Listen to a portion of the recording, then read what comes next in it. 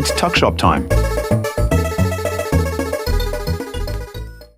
Here we are again. We find ourselves at the Tuckshop. I must admit, it's one of my favourite segments. Nostalgia overload, hey? It is, 100%. So we're going to jump into it. So time to unleash the deep-fried arsenal. So it's Tuckshop time. Chips, scallops, dim sims. It's all fried. It's fuel for the nostalgia engine. Yeah, big time. On big the way. Time. Yeah. It's going to be a bit out of control. What have we got as our first one here? Well, deep fried faves. Hot out of the oil is the Chiko roll. Chiko the mighty roll. Deep fried pastry packed with mystery meat and veg. And that's exactly what it was, mystery meat, right? You bit into it. What the hell am I eating? Iconic school tuck shop, fish and chip shop snack. No, every fish and chip shop. Mate, everyone pretended to hate them, but really we love them. They were just...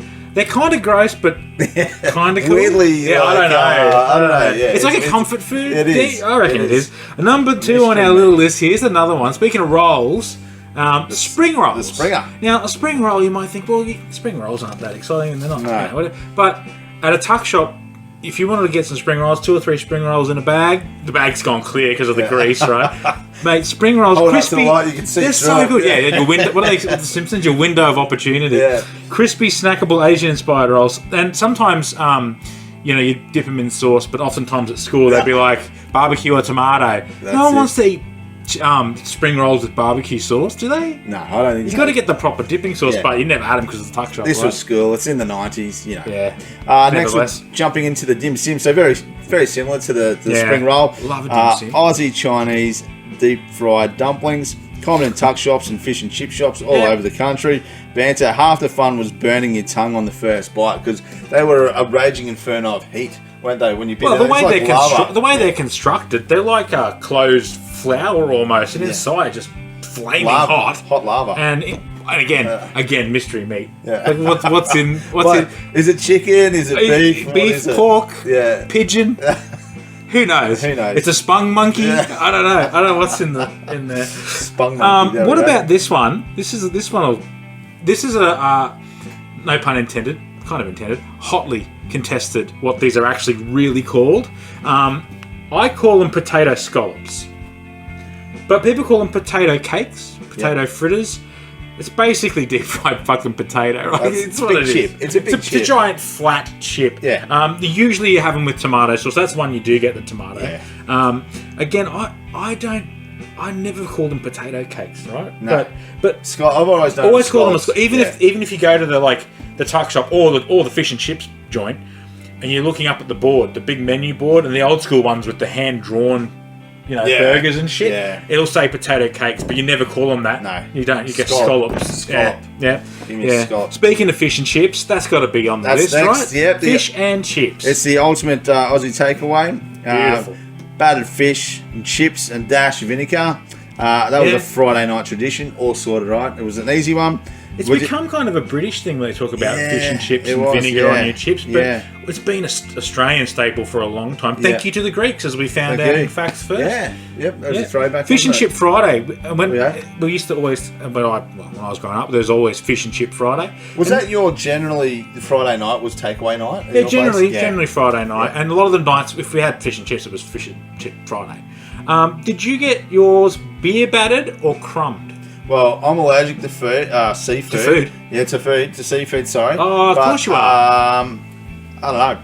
It would be, I think, beer batter. I think a lot of times with the family, they would have beer batter. We normally get beer batter. Yeah. I mean, I used to like crumbed, and then now I'm sort of like, nah, beer batter's over it. Yeah. When you get your fish and chips too, like obviously not yourself, but calamari rings. They're delicious, but you don't like them because you can't eat seafood. I can't eat them. But a calamari ring, mate, good stuff. But you got to be careful with calamari rings because they can be too stretchy and rubbery, and it's no good. And then the other one is the seafood sticks. Now, obviously, you don't eat seafood sticks, but it's like... That was a mystery meat too, wasn't it? It's a mystery meat. Yeah. So is it crab? No, it's crab highlighter. It's kind of crab. It's orange. Is it lobster, maybe? No, it's just seafood. It's seafood. It's just seafood. Yeah, okay. But anyway, next one on the list, what have we got there? We've got the dagwood dog, also known as the Pluto pup. What do you call them? I call them a dagwood dog. I call them a dagwood dog as well. Daggy dog. But I was talking to someone about them a couple of months ago, and they were like, dagwood dog. And I was like, what's a dagwood dog? And I was like, it's like a sausage wrapped in, I don't know what's wrapped in, I guess this batter. Yeah, batter, Just a deep fry the sausage. shit out of it. The sausage on a stick in batter. And they were like, oh, you mean a Pluto pup? And I was like, oh, yeah, I remember. But no, I don't. No, it's I mean a dagwood dagwood dog. fucking dog, mate. What are you talking about? But it sounds like a yoga pose. The dagwood dog. It does. It does indeed. That's where they got it from.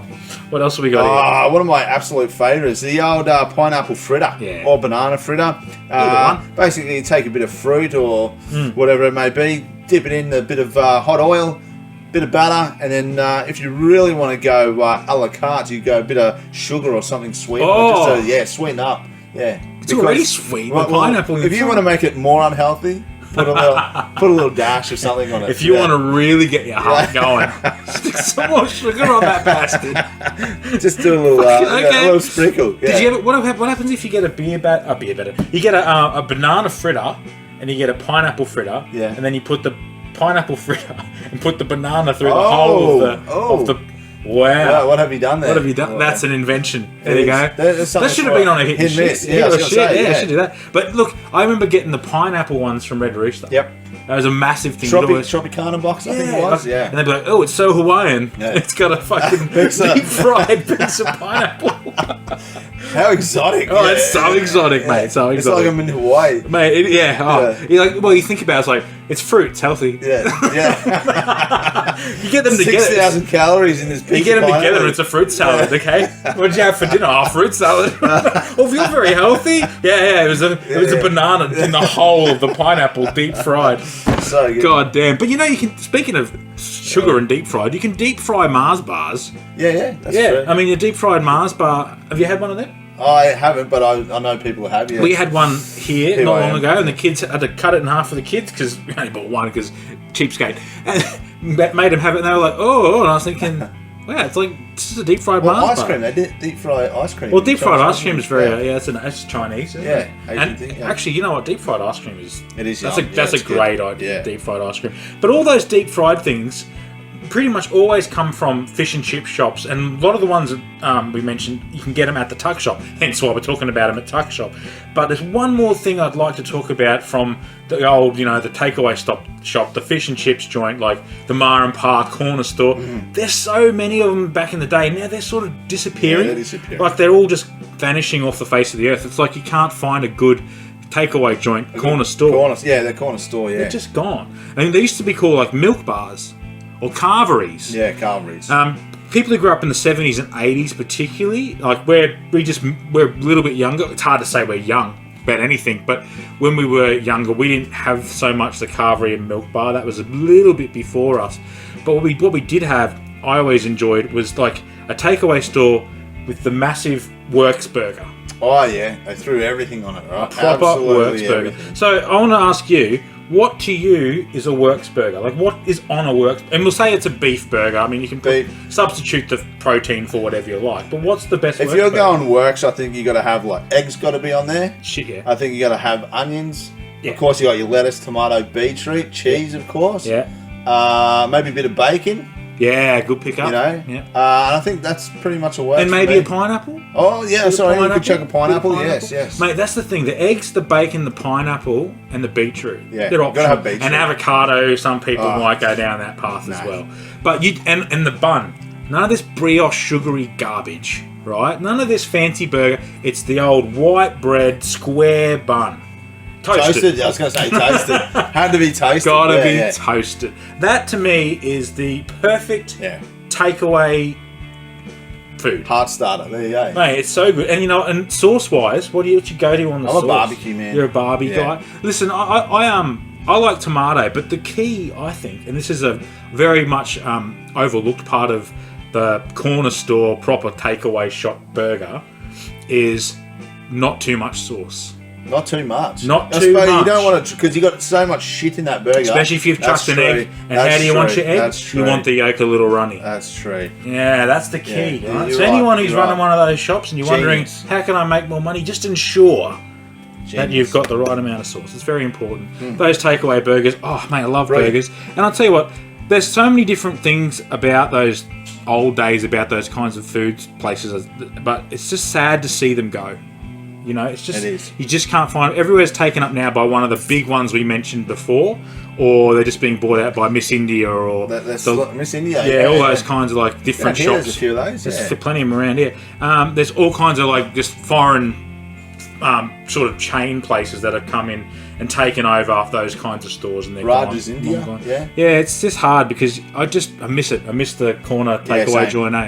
So good, like the charcoal chicken you mentioned it earlier. Stuff like that. They're disappearing at an alarming rate, aren't they? The little corner store, They are. mum and dad shop. They are. Yep, It's a shame. Unfortunately, It's a shame. Where did that take us to? Well, look, I think it's time we spoke with our special guest again. Special. He's 19 foot tall. He loves the pub. He could be drunk when he gets here. We don't know yet. We'll wait and see what happens. He's a wild man.